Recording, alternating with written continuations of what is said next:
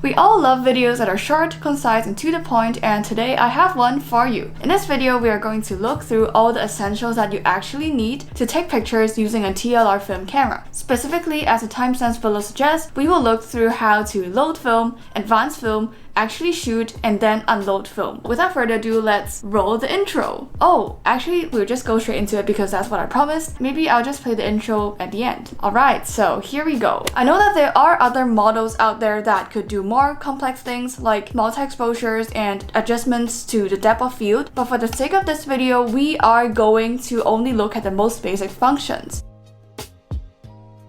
Let's go through a list of things that you will need. To start with, you will need an unloaded TLR camera and your 120 film of choice. Currently, I am shooting on my Ilford HP5 Plus, which is a black and white film. You will then need an empty spool, which should already be inside your camera. If you don't have one, you can try asking film camera shops to see if they can give you one. They usually have quite a lot of useless ones left behind by people who don't go and collect their negatives. If we look at the empty and loaded spools side by side, you will see that they're essentially the same thing. The spools are standard across all 120 films.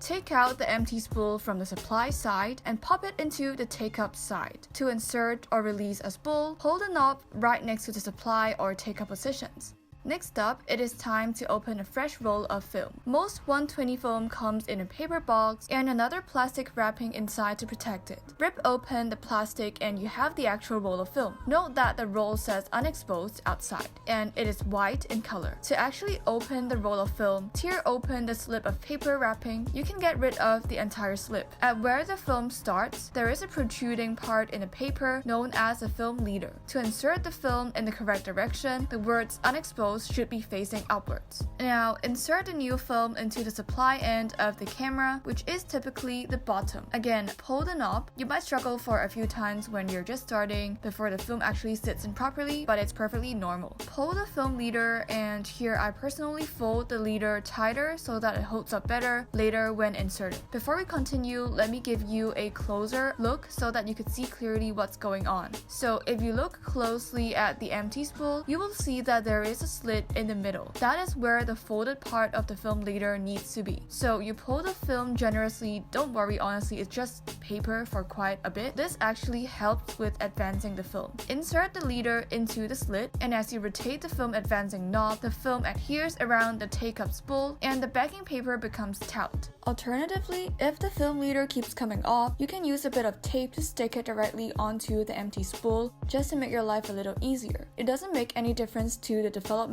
of the film. Similarly, insert the empty spool into the take-up side by pulling the knob next to it, and do the same for the supply side. Keep advancing the film until an arrow appears and align that arrow with the bottom end of the frame, and then close the case. You close up the camera by turning the lock at the bottom, and you are almost there.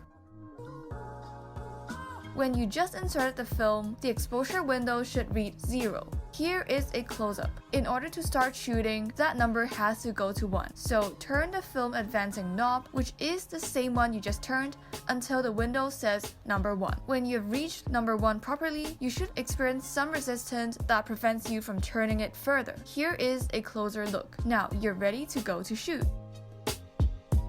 When it comes to actually shooting on a TLR camera, in my opinion, there are only 3 things that are actually absolutely necessary for you to know for you to shoot some pictures. The first being your camera settings, the second being the lever, and the third being the shutter. So to begin, you open up the viewfinder like this, and then you work on your camera settings. On one end, you have your aperture settings. You just change the aperture by dragging the slider. It's all mechanical. The same goes to the shutter speed. Set the 2 handles based on the required camera settings. Look into the viewfinder from the top and focus using the focus knob on the left.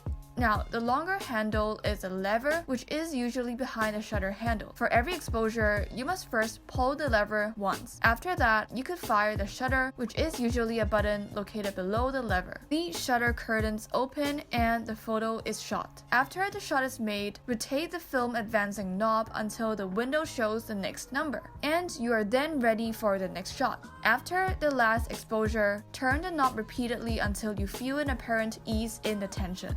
Bonus or basic, it just depends on the kind of person you are. Now, some cameras have a red handle, which is a self-timer. To take a selfie, pull it all the way down and press the shutter. While the red dot moves back to its original position, run and get ready to pose. The shutter curtain opens the moment the dot reaches its original position. Unlock your camera and you will be able to open the back cover. Pull the knob on the top of the take-up side and release the exposed roll of film, maybe with some struggling. The film has a thin strap of paper which tells you what theme it is and lets you write remarks for your developer. Note that it's now black as compared to when it was white at the beginning. Use a bit of tape to stick the strip together so that it doesn't fall off, and there you go, it's now ready to be developed. So that was a really quick one, and I understand that there might be some things that you want me to go into further detail. So if that's the case, let me know in the comments below and I will consider making a video about that. Also, if there are any of those points or steps in the video mentioned that you need more time to work on, I do have a blog post where I broke down every single thing in clearly formatted headings, also with still photos. So if that sounds helpful to you, check out the links in the description down below. Thanks for watching and I'll see you in the next video. Bye! It's Belinda, and this is where we talk all about photography, from inspiration to camera techniques to editing skills so that you could take better photos.